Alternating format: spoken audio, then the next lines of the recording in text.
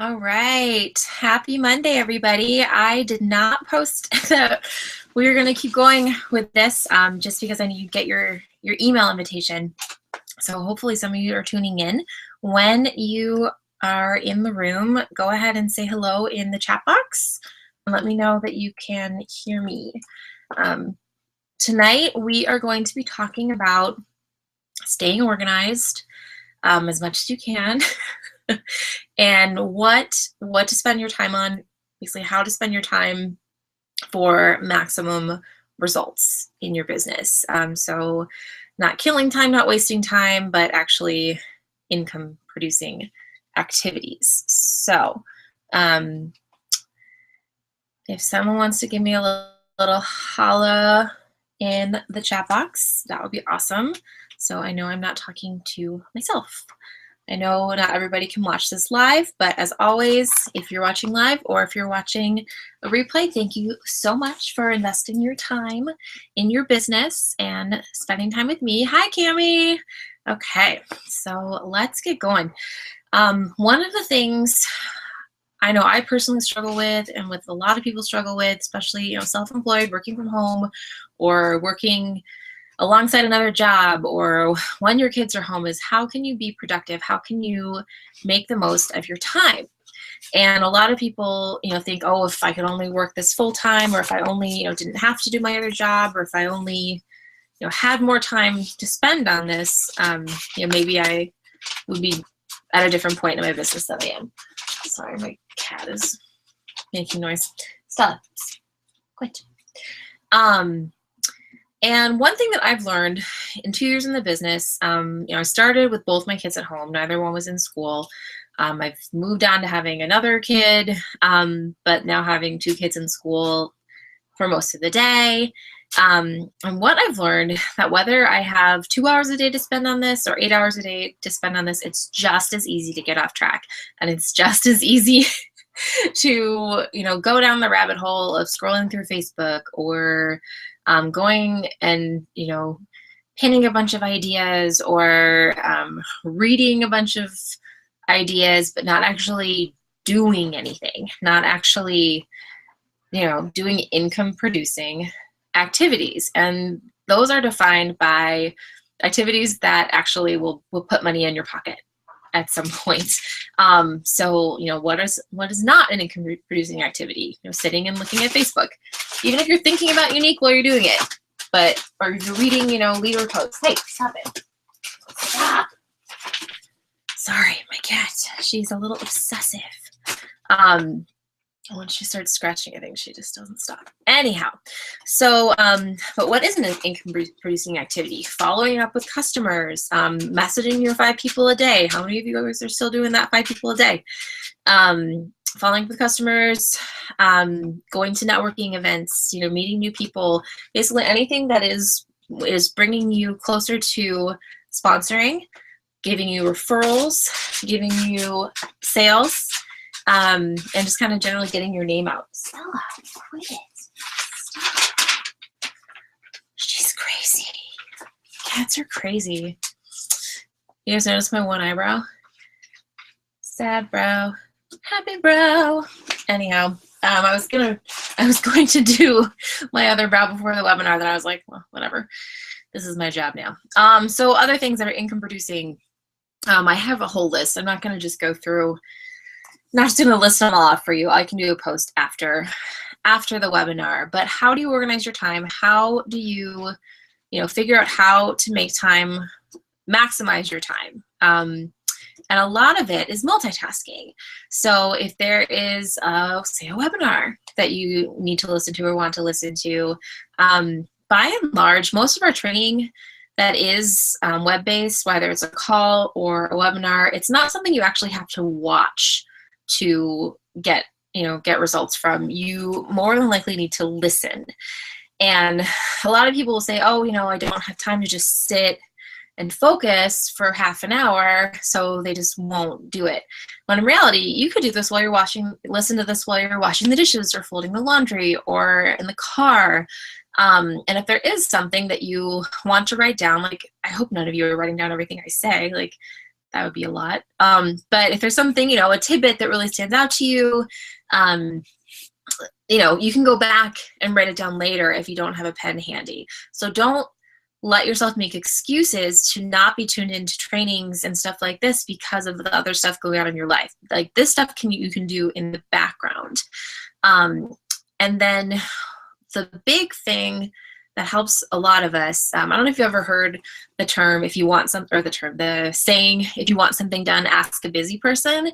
Because a busy person knows that they have to stick to their schedule, put things into time slots, stick to them, cut themselves off at certain points, whereas someone who has a lot of time might just kind of like fill it up or like wonder where it went, or they don't have to be as regimented because they feel like they have a lot of time to get stuff done, and a lot of times that can end up being unproductive.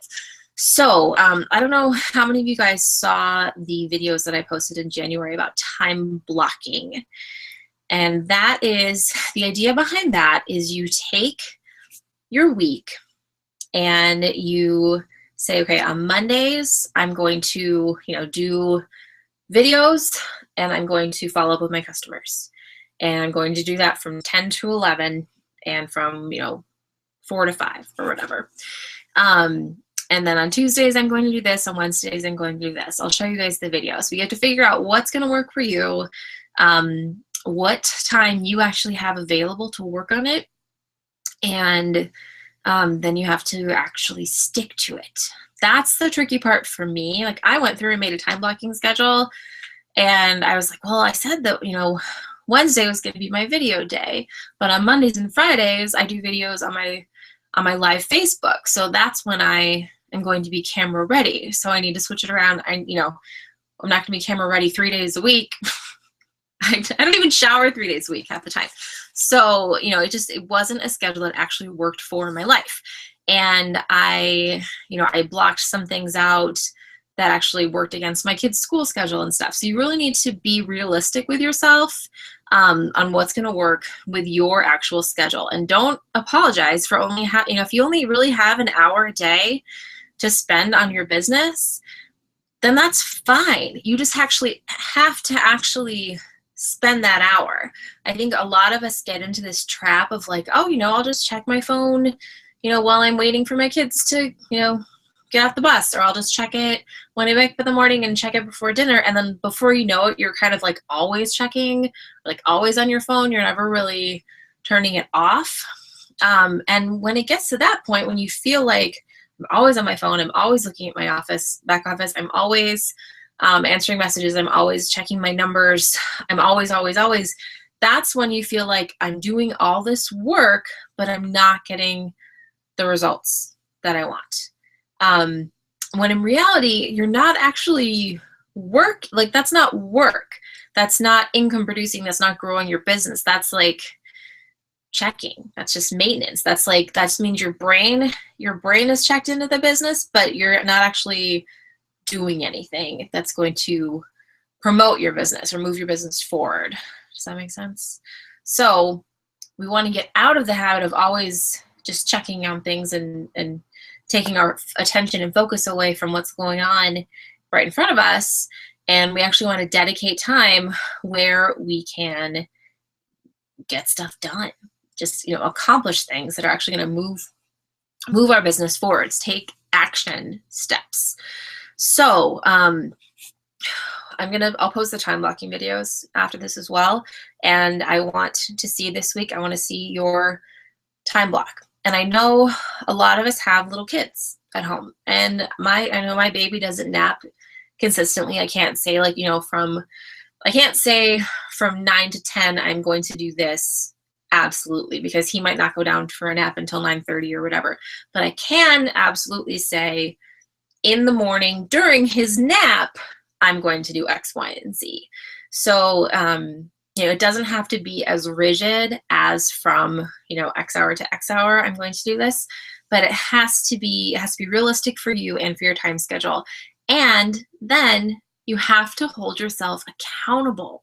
There was a really excellent Eric Worre, Network Marketing Pro podcast about accountability.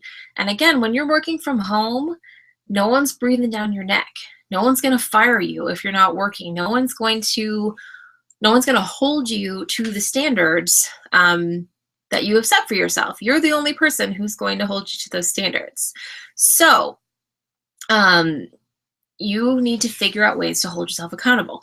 One of the ways that he suggested was rewarding yourself for getting stuff done. You know, it's like if I set a timer and I work for 20 minutes, then I can, I'll have a cookie or, whatever it is. And there's other accountability measures that are basically a penalty. So some people will say, like, there's a website, I can post this podcast too, but there was like a website where you make a pledge that you're going to accomplish a goal by a certain date. And if you don't, then that website will automatically take, like, you put your credit card in at the beginning, it'll charge your credit card, and you decide like where that money's going to go, and you want to make it a place where you really don't want it to go. So like if if you're a Republican, it would be like a big donation to the Hillary Clinton campaign. If you were a Democrat, it'd be like a big donation to the Trump campaign. Something that if you think about it and you're like, I can't let that happen. I can't let that happen. And if that is the type of thing that it takes to motivate you, then that might be a really good idea. So I thought that was brilliant, just because no one is holding us accountable, and we're all so nice to each other because we love each other. That when we don't reach our goals, we're like, it's okay. You worked really hard. When for some people, it might actually be better to kind of have a kick in the butt and say, you know what? You didn't reach your goal because you didn't do the work, or like, let's talk about what you can do differently this time. A tougher approach. That's not good for everybody, but it is good for some people. Some people need that accountability. And so you need to figure out what motivates you.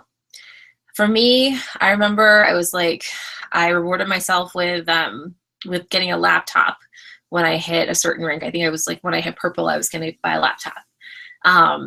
Just like that was a reward for the work. So think about accountability, think about that, think about time blocking. And I want to encourage all of you to not spend your whole day doing the business, on Facebook, scrolling, checking your back office when you're with your kids and then feeling guilty about it later.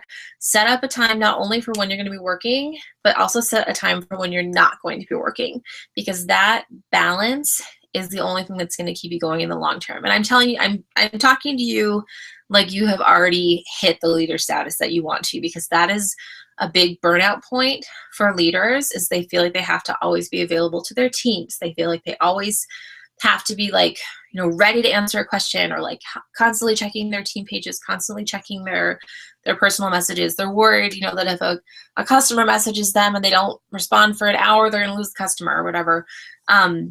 That's not usually how it works. You need to have a life alongside your business. You need to, the reason we're doing this business is to have a life. The reason we're doing this business is to create a life that we want to be in, not to always be checked into our phones and always be stressing, I guess. So I'm trying to think of what else.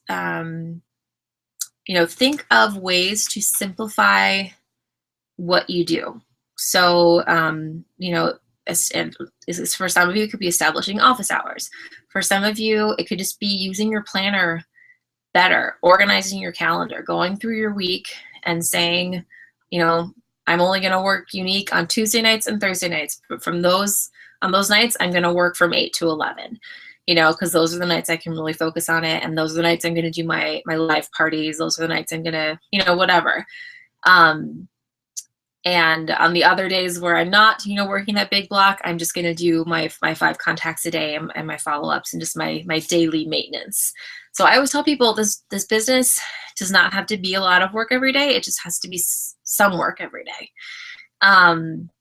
It's just those maintenance activities that you need to keep going through. But you guys know yourself better than I do. So if you don't know what organization techniques are going to work best for you, then let's talk. Let's figure it out. But if you are, you know, a calendar oriented person, or if you are just like a task list type of person, if you figure out what type of reward systems work best for you and implement it. Pretend like you are the boss and the employee. What motivates you? You know, what's gonna make you want to put in the work, and what's gonna keep you going when things are slow. And that's when those, you know, during the slow times. Today was not a slow time. Today was crazy. But during those slow times, you know, what's gonna keep you on the ball? What's gonna keep you going? What's gonna keep you moving, and not wanting to give up? So I am going to post the time blocking videos and the list of income producing activities. And I encourage you all to block off your work time, to block off your not work time, and stick to it. I challenge you to stick to it for a whole week, and say, okay, I said I wasn't going to be working, you know, from 4 to 8 when my kids are home from school and before they go to bed, or whatever your block of time is that you're not working. And stick to it and see how it works and see how it fits. And then the next week, tweak it, make any adjustments you need to do until it's something that's just, it works well with your day to day. And, you know, you can build in some flexibility if you need to. But then when you have that, that will become your routine. And when your routine is full of income producing activities and you're still able to enjoy your life and not, you can be away from working and not feel like you should be working because you're afraid of missing out or you're afraid of slowing down or whatever. So I don't want to make it sound like that you're going to get to green on working 2 hours a day. Most people, the month they hit green, they are working a lot more than that. But they are laser focused on those income producing activities. They're having a lot of parties. They're having a lot of, you know, one-on-ones. They're talking to people a lot. They're doing coaching calls. But they are organized and they're doing it in a strategic way. So, all right, I am only showing one live viewer. I don't know who that is, if it's Tanisha, if it's Cami. But if you have any questions, if you're viewing the replay, you're done. Thank you for watching. If you're here live, I can take questions. Look at this crazy non-existent eyebrow. That's just crazy. That's just craziness. Okay, so I don't know if there was trouble with people getting on or if everyone was just busy tonight, but I hope you're watching the replay, and I'm gonna post and I want to see your schedules for the week. Okay, and I'm gonna also post the review post for Energy Bus, and we can talk about it. Okay, have a good night, you guys. Bye.